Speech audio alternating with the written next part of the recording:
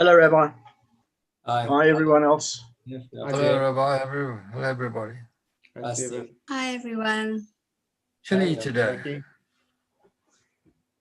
Yeah, okay. Well, it's clearing up a bit. We had the rains, which was nice. Sun is coming out, you're right. I think Joburg also had their own storms, eh? Is that correct? Yeah, but that was last week. Joburg's good. Joburg's good and hot today. Is it? No, we're still warming up. We've had a lot of rain. Thank God. Okay. I'm ready to share the screen here. So let's do that and we will get started. So yeah, Yasher Koach to everyone who managed to complete the laws of Shabbos. Some of those chapters got quite tedious and they were certainly lengthy. Today we start a new section of laws which does relate to Shabbos, but it's not a law that is, or a mitzvah that is found in the Torah per se. It is, in general, it is a halacha that is associated with the rabbis. I don't see anyone. I'm trying to be able to see you and the screen. Hold on, let me get my setup here right.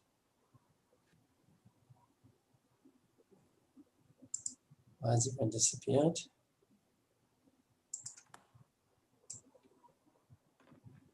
Okay, it looks like I'm going to have to do it like this because I can't figure it out. So I can't see you, so I'm talking to a blank screen, but I hope you can see and hear me fine. So as mentioned, this is a law that is not a specific mitzvah per se, but it's in its entirety, it's a rabbinic law. And there are a number of different types of Eiruv. Eiruv is a phrase that I think many of us are familiar with. Most of us are probably more familiar with the term Eiruv as it refers to creating a boundary around an area to combine what otherwise would have been a in-between domain. When I say in-between, neither private or public, and incorporating it into one. Today what we're going to talk about is slightly different, which is called the Eiruv Ch, which by the way is something that is required also once we put up that Eiruv around an area, and what we'll call like a partnership of alleyways. So these are all necessary, as we'll see, in order to enable people to carry within a certain area on Shabbos. So we'll start at the top of here. Hilchos Eruvin, as an introduction. Mitzvahs Aseh Achas. There's one mitzvah over here. Calls it a positive mitzvah, but we should know V'hi Midivrei Sofrim. This is a rabbinic mitzvah. It does not count as one of the 613 mitzvot. And in the coming chapters we will explain this mitzvah. Now it is referred to as a mitzvah. We have 7 rabbinic commands that are referred to as mitzvahs, which by the way brings our total then to 620. There's 613 biblical commands plus the 7 rabbinic. So let's get straight into today's halakha. It says, Chotzer sheyesh bo shchenim harbe, kol echad mehem bebayis la'asmei din teruhu, sheyakunu matar letalta b'chol lechotzer, or mibatin lechotzer, or mechotzer lebatin. So if you have a number of houses around a courtyard, and we've discussed that this was quite common in the times that the Rambam was referring to. Today, I guess you can imagine like a townhouse complex with common ground as the common area as the so-called chatzer. The same thing would be in a building with flats and apartments and so on. So everybody has their own place where they live. Each has their own private domain, and then there's the common area. So Min HaTorah is saying, biblically speaking, you can carry within the courtyard from house to house. Why? Because the entire courtyard and those individual homes that are connected to it, is considered a private domain. So you can carry through it. And he says the same thing would be when it comes to an alleyway. I think 2 weeks ago, we actually studied the laws together of the mavoi. Mavoi was like that alleyway that exists between the courtyard. So you had houses around the courtyard, and then the courtyard itself would lead out onto a mavoi, which was an alleyway, and the alleyway itself would then lead onto the public domain. And we spoke about the ways in which we can block off, so to speak, or make an indication on the mavoi in the alleyway so that the mavoi itself becomes considered a private domain. the ways that one could do this was either with a lechi or kara, was either with an upright pole or a beam across. So let's say you had an alleyway where the beam was placed there or the upright was placed there. So anybody who comes in, who's connected, whose chatzar goes into that mavoi, is considered, the entire area is considered a private domain, and one would be allowed to carry there from the courtyard to the mavoi, from the mavoi to the courtyard and into the homes. He says that this would also be true if you have a city, that is surrounded by a wall entirely, and the wall must be at least 10 tefachim high, tefach being a hand's breadth. So if it has this wall that's 10 tefachim high and there are gates which get locked at night, the whole city is considered a private domain. And according to the Torah, biblically, you can carry from one space within that city to another and without any concern. Aval, however, by rabbinic decree,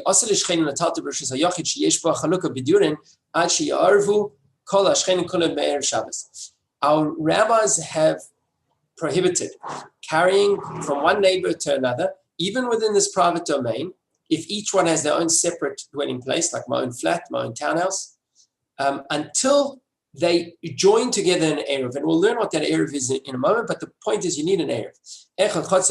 This would be true with the courtyards, the homes surrounding the courtyard, also the courtyards or homes that lead into an alleyway, and similarly within a city that is surrounded by a wall. The Dover is there. We should know that creating this prohibition, this was instituted by Solomon and his court, and just as the restriction was created by the rabbis, so too was this the Eiruv that overcomes the restriction. It's important to remember this because often we hear about Eiruv. I've heard it often, people talking about the Eiruv as a loophole that the rabbis create.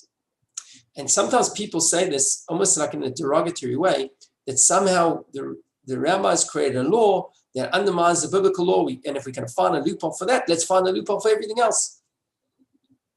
So it's important to understand the framework that what we're talking about, this, if we want to call Eiruv a loophole, we must also understand that the restriction that this loophole is coming to overcome is a rabbinic restriction to begin with. And in fact, any law that the rabbis institute, any mitzvah that the rabbis institute, part of the condition that they can make a law that is applied is that it must be distinct from Torah law. It must be distinct from Torah law. And one of the ways in which a rabbinic law is distinct from a Torah law is that it will, by a definition, have certain loopholes incorporated. So the same thing is when it comes to Eiruv. Eiruv is a construct of the rabbis, but it's a construct that comes to alleviate a concern or a prohibition that the rabbis themselves instituted. So here we're talking about that, technically speaking, minat taraf, biblically, you can carry from the houses to the courtyard, or from the courtyard to the houses. No problem. It's all a private domain according to the Torah.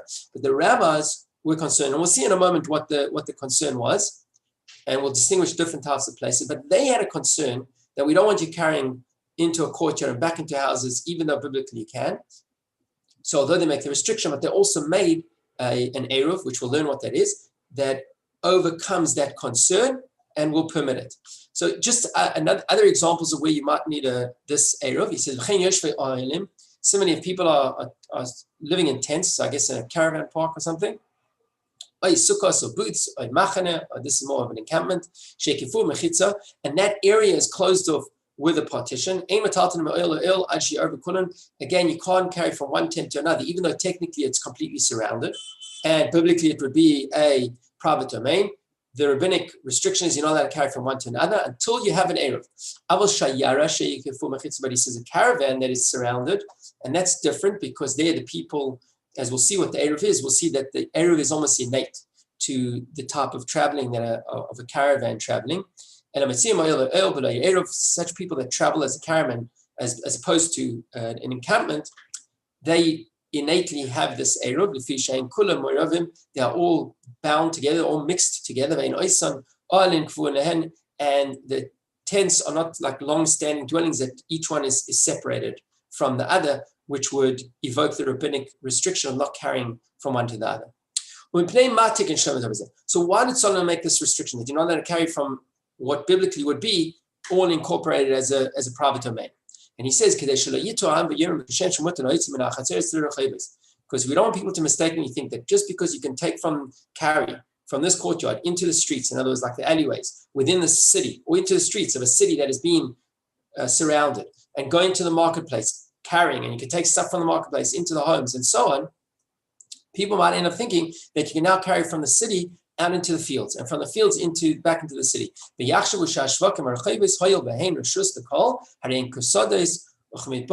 might say that just as the streets and the marketplaces is common area, everybody can access it. Similarly, fields and deserts, anybody wants to can access it.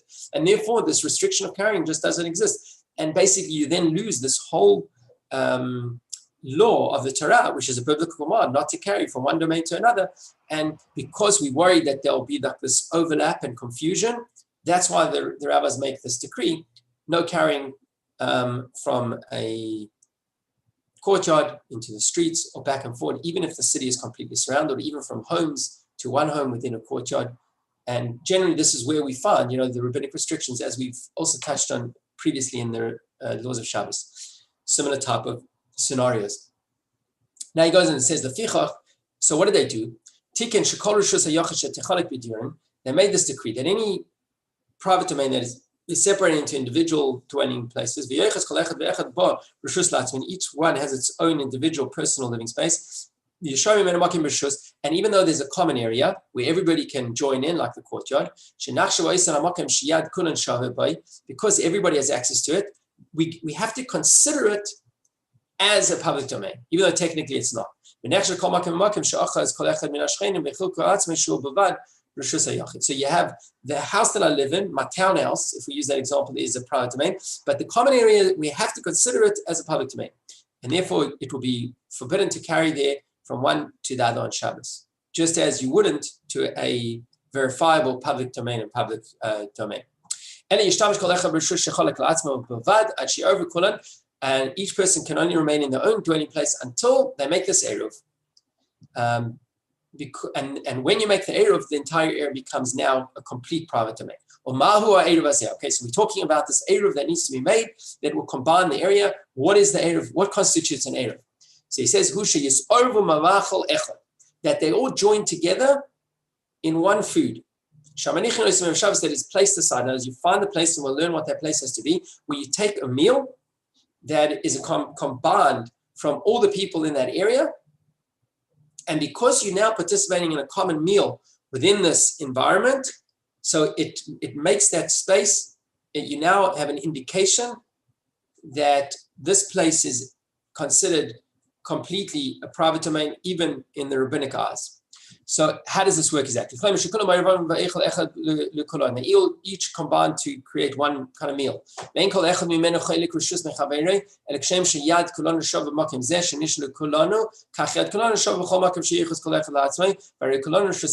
because we're now sharing the food and we share the space, it all becomes one domain. And we do this, and he's saying, once we do this, we now create like an indication, so we'll prevent people from making a mistake that you can just carry whenever and wherever you want. Remember, the concern was that if we're allowing carrying between streets and homes and marketplaces and so on, we might start thinking that, or just as the streets are allowed because everyone has access there, so to fields and deserts, which is a real, or other places where there's a real biblical Rosh Hashanah, we might come to carry there as well. So once we create this Eiruv, once we get people to join together in this meal, we have an indication, and that's enough to allay the concern that this will cause further transgression of the biblical command. Halacha Zaynis.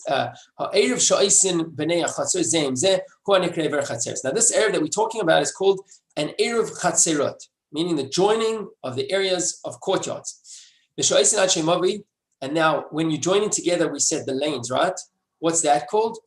That is called shituf. It's called the partnership of the mavud. So we're talking about two types of Eiruv in this chapter. One is Eiruv Chatzerot and one is shituf mavud. Shituf mavud.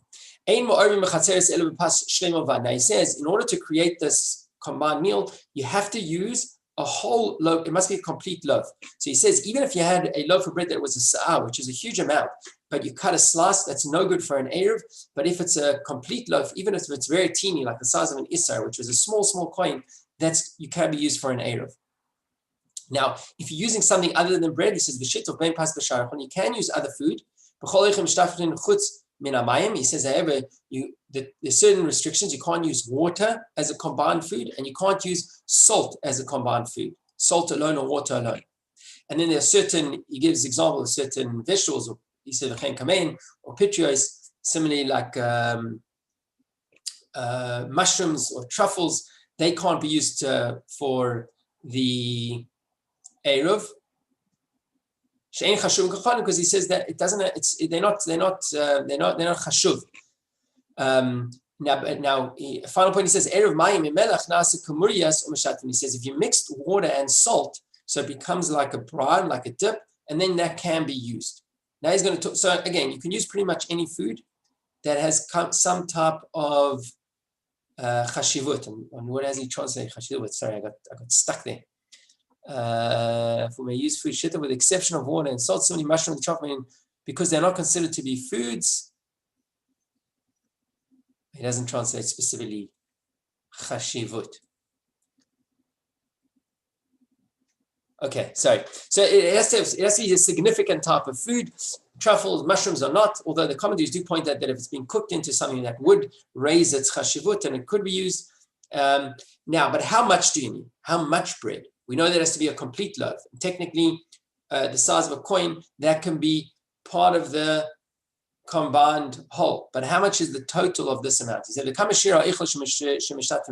how much food is necessary to make this Eiruv? So he says, each individual must contribute the size of a dried fig. Okay?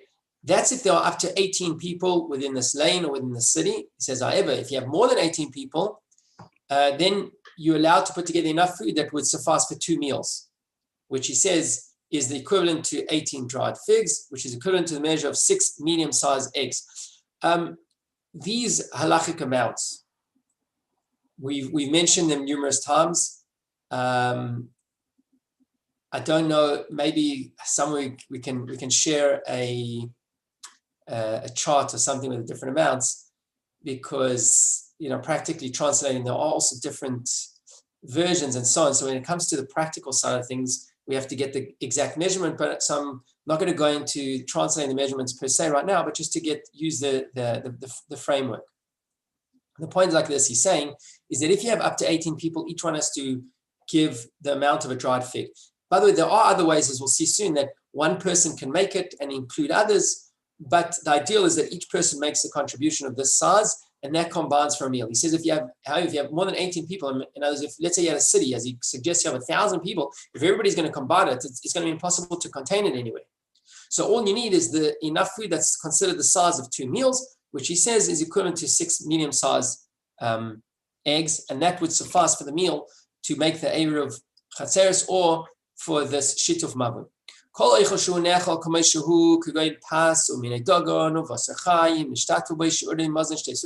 says, now any food that in and of itself constitutes a primary food for a meal, such as bread, or he gives examples, certain grains and raw meat, then you only need the size of 2 meals. But he says, Choshu Lifton, generally a meal in those times was bread, and then there might be a side dish or a dip. So he said anything that is a side dish, then the amounts are slightly different. If it's something that's generally eaten with bread, but it's not the main food of the meal, could go in yayin mevushal, like cooked wine, or vasetzli, or roasted meat, or chometz, or murias, or or olives, or brine, or vinegar, and so on. Or like the leaves of an onion head. He says then you have to have the amount of 2 meals of those. In other words, then the minimum measure is amount sufficient to accompany 2 meals. Now, halacha 11, ishtatvu b'yayin chai. If you joined together with fresh wine, so how much do you need? So here he says you need 2 revi'et. Similarly, beer would be 2 revi'et would be the amount. If eggs are used, the minimum measure is 2. They may be used for shituf even when raw. I'll just say something else. What you'll notice in the law, if we pay attention over here, is when you do an actual Erev Chatzerot, it must be actually a meal that people will partake of. We less concerned about the edibility, if you want, of the food when we talk about combining for shituf, mavui, because just as a chatzer is more intimate, the people around it, so the meal has to be more accessible, the types of food. But when we talk about the shituf, the partnership of a mavui, because it's a more broad kind of combination of things, then we're less concerned about the actual type of food. But he goes through the different amounts. He says what would constitute 2 pomegranates, 1 estrog, 5 nuts, 5 peaches, a Roman pound of vegetables, whether they're raw or they're cooked. He says if it's lightly cooked but not thoroughly cooked, you can't use them because people either eat cooked vegetables or uncooked vegetables. An uchla of spices, the uchla he'll define as an amount in the next halacha, a kav of dates, a kav of dried figs, a manna of crushed figs, a kav of apples, a handful of kuskuta. This is something you see in the note over here. It's some type of plant. It grows in shrubs, and the same thing, he says, a handful of fresh beans, another type of wild plant. And these are the amounts that would be required for each of these as a side dish to a meal and can be used therefore as an Erev. He mentions here that beets are considered a vegetable and may be used for an Erev. Onion leaves may not be used as an Erev unless they're already fully grown to the size that each leaf is like a spread hand. And if they are not this long, they're not considered to be food. All types of food are considered to be side dishes, the ones that we've listed, and they need to be set aside in this measurement. The same principle applies to other similar situations. All foods can be combined to reach the minimum measure required for shituf. He's saying, so if you have some apples and some figs, you can combine them in order to have the necessary amount for an Erev. Now, we quoted this amount in the as a litra. What is a litra? So he says it's a Roman pound, and he says this is equal to 2 reviot, and an uchla is a half a reviot. My math's not great, but I'll just read this out. Those who mathematically mind, your work should be easy enough to follow, but we'll read it together. So he says an uchla is a half a reviot, okay, which is, in other words, it's a quarter of this Roman pound. Then a mana is 100 dinarim. A dinar is 6 mana. A ma'a is the weight of 16 barley corns, and a sela is 4 dinarim. So just in conclusion, he says the revi'at contains an amount of water or wine equivalent to approximately 17 1/2 dinarim. This is a little bit controversial because the different ways of measuring things in actual size or volume. And I'll just leave that out there. So this statement's a little bit controversial in the commentators of the Rambam. But thus, a Roman pound, just to translate what we've said for the practicalities of the measurements that he mentioned in the previous halakha, the Roman pound is equivalent to 35 dinarim, and an uchla is equivalent in weight to 8 3/4 dinarim. Okay, now this measurement of the sa'ah that we mentioned refers to something that's equal to 6 kavim. A kav is 4 log, and log is 4 reviot, and we've already defined the measure and the way to reviot. And by the way, in practical terms, the reviot is about 86 mil. So that will give us a sense of how to extrapolate these other amounts. These measurements are necessary for a person to remember at all times, of course, because these laws are important and they have to be exact. So people need to know these measurements. Again, practically, for a lot of us, we're not making our own Erev per se, but we are required to know what these are in order to make a kosher Erev. Yudal oichel shuhu mutar ba'achila. All foods that are permitted to be eaten, even if the person who's used it is forbidden to partake of it, may be used for an Erev. Basically, what he's saying over here is that if there are certain foods that are permissible to most, but restricted to some, like wine for a Nazir, or teruma for Israelites, they can be used in your Erev, and he mentions 1 or 2 other examples over there. But he says, but something that is foods that are forbidden to everybody, and the example he gives here is tevel. Tevel is grain that has been harvested that has not yet been, where the owner has not yet taken off the required gifts for the Kohen and the Levium. So you haven't taken Truma or Meiser and so on. One is not allowed to eat from that food. So you cannot use Tevel for Meiser. He says, however, something that is considered Tevel by rabbinic decree, which means that it didn't grow in a field, but it grew perhaps in a container, then you would be able to use this. There's another category of food which is called demai. You had harvested food, and there's a doubt whether or not maaser was taken, whether or not food was, the gifts for the Kohen and Levi were taken. That can be used because there are instances poor people are allowed to eat from that without first taking further maaser, and therefore those foods can be used for an Eiruv. Amongst the gifts that were taken or separated from one's produce was maaser sheni, which is called the second tithe. Now that food has a certain status of holiness and was taken by the owners up to Jerusalem to be eaten there. So you can redeem that food. In other words, if I've set aside a tithe to take up to Jerusalem, but it's too much of a schlep to carry all that food, I can replace it with money. And take that money up to Jerusalem and buy food there. So if I've redeemed that, then I can use the food that was redeemed as long as it's done in the correct way. He makes a point. When you do redeem the food, you have to add a fifth to the amount. So even if that amount has not been paid, but just the actual worth of the food, then already that food is considered redeemed and edible and can be used for this Eiruv. So how do we go about establishing this Eiruv? So we know that it's a combination of food from different people. We know that it's an amount. We know what the amount is.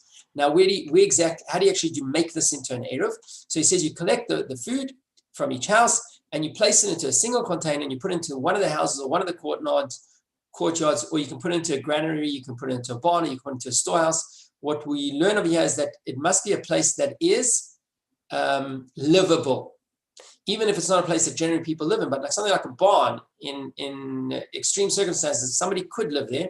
So the place where you have to put this container that contains the food, which is Eiruv, has to be a livable space. This is for an Eiruv Chatzerot. However, if you put it into the gatehouse or that belongs to an individual, or the chsadra into a porch, or that a house that is not forward about 4 cubits or 4 cubits, that's not acceptable. It's not considered an Eiruv. Now, when you've got the Eiruv together, you now have got this in a container, you make a blessing. Baruch atah Hashem, Elokeinu melech haolam asher geshalnu tzatzu v'tzivanu al mitzvat Eiruv. Bless you, Hashem, who's commanded us concerning the mitzvah of Eiruv. Now, this is interesting, right? Because there's no biblical command for Eiruv. But like other rabbinic mitzvot, we are fulfilling the biblical command to adhere to the laws of the rabbis. So we make the bracha, and we make a further statement that with this Eiruv, all the inhabitants of this courtyard will be permitted to bring objects in and out from one house to another. And now you've established the Eiruv. He just says here that even a child can go and collect the food necessary for the Eiruv. And what we say is that if a house is chosen where the Eiruv is usually put, you should always keep it in the same house for a number of different reasons, but it's about keeping the peace. One of the reasons brought down is that people shouldn't think that we're taking it to a different house because maybe that person stole from it. Another reason is because the person whose house it in doesn't have to contribute. So they've actually gained from it because they didn't have to make a contribution towards it. So you don't want to deny them that next time. The point is you should always use the same house. Now, practically nowadays, we do have an Eiruv Chatzerot in our cities where we have a broad Eiruv. And the accepted practice is that the Eiruv is placed inside a shul, which even though it's not a place where people live, so it's a little bit contrary to what the Rambam is saying over here, but that is practically how the law presents itself today. Now, as we said, it must be placed in a dwelling place for an Eiruv Chatzerot, but what about Ketzah Mishtakfim b'Mavoi? Very similar, if we're creating the Shituf Mavoi, the food must be collected. Again, the size of a dried fruit from each person, or less than the amount if there are many people that are involved. And again, everything should put into one container. It should be placed either in one of the homes. But in this case, it can even be placed in a small home or a chsadra or a porch. Again, we were a little bit more liberal about where this is placed than an Eiruv Chatzerot because it's a broader kind of connection. Similar to the type of food that we said earlier, we're less concerned when it comes to a Mavi than when it comes to the Eiruv Chatzerot. Now, he says, if you have an Eiruv, it's been put into a container, or a Shituf, the food that was brought together for the Mavi, and you separate it, it's no longer good anymore. Even if you separate into 2 containers in the same house, it's no good. It must stay in the same container, in the same place, in the same house. Halacha 19,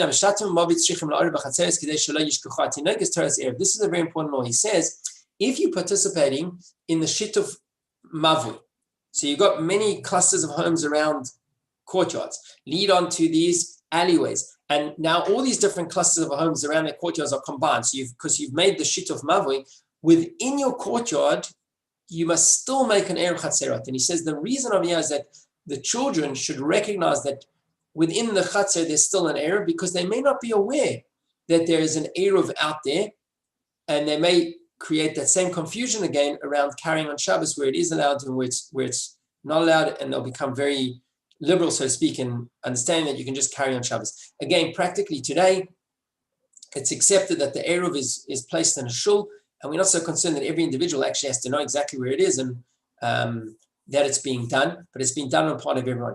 He says an interesting law here is that if people sit down before Shabbos within a Chatzer to one meal, that itself constitutes an Eiruv. You don't have to set aside a separate meal as the Eiruv.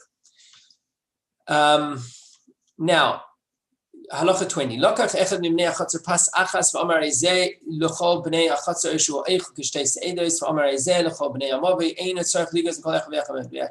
He says if one person takes a loaf that's big enough, or they take food that's enough for 2 meals, and they say, I'm taking this on behalf of everybody, it's not required that each person makes a contribution.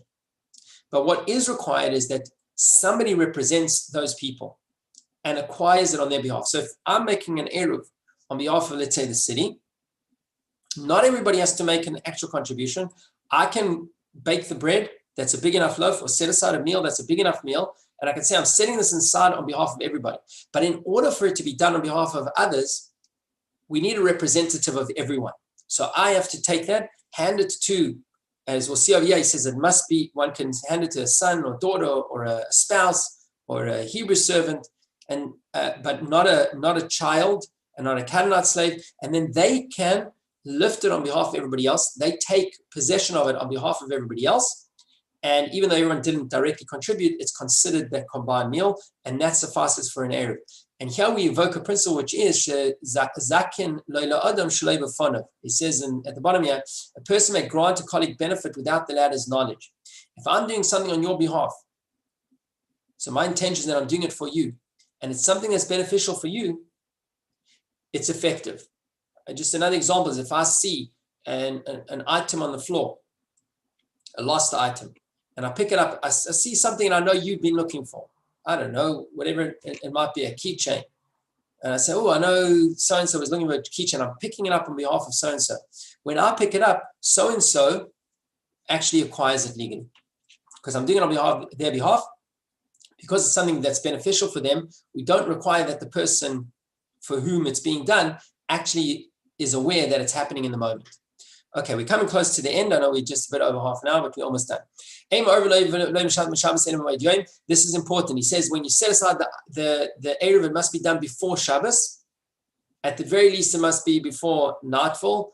And now, one, he says, however, you can establish an Eiruv for courtyard and a shitta for lane between sunset and nightfall, if necessary. So ideally, you should do it still during daytime, but if you need it in that period, you can still do it. And if it's a doubt whether it's part of the day or not, in other words, because of that time, the time between sunset and nightfall is a doubt of whether it's there or not, and you can still therefore make the Eiruv at that time. The Eiruv and the Shitta must always be accessible, so that one may partake of it throughout the time of Ben Hashmashot, so it must be accessible during that period of time.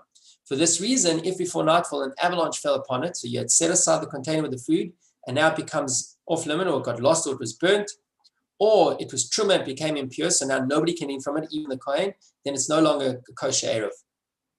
He says, however, if one of these things happened after nightfall, the Eiruv is still acceptable, because in that critical moment, it was considered a kosher Eiruv, and people in that area would still be able to carry it between those homes on that Shabbos. Halacha 22, Nasan Eiruv aya ashituf b'migdal. He says, if you place the Eiruv or the shituf into a tower high up and you locked it away and the key was lost, he says, if it's impossible to get in there without breaking Shabbos, then it's considered if it's lost. If you can get in there, right, without breaking Shabbos, then it's fine. But if you can't get in there without breaking Shabbos, it's considered lost, and it's not a kosher Eiruv. If a person separated Trumas Maaser, so this is what the Leviim, when they got their Maaser, they had to take off a gift for the Kohanim, or Truma, and made a stipulation that this sacred status not be conveyed on these entities until nightfall, because when you separate food for the Kohen, whether it's an Israelite separating Truma or the Levi separating Truma and Meiser, that food is now considered Kodesh, holy. But when he separates, he says this is only going to be considered sanctified after nightfall. That can't be used as an Eruv, because that means during the time of Ben Hashmashat, it's considered Tevel. The food is not yet separated with the necessary contributions taken off.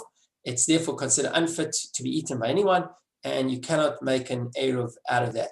So basically, in summary, what we're saying is that the Eruv must be something that is edible, at least to some, and it has to be set aside before Shabbos or in Bein Hashmashat. And the idea is that we're making an indication that in this area where rabbinically there may be a restriction on carrying, where there is a restriction, a prohibition of carrying on Shabbos, this makes an allowance that you can now go ahead and carry. Okay, we'll conclude with that.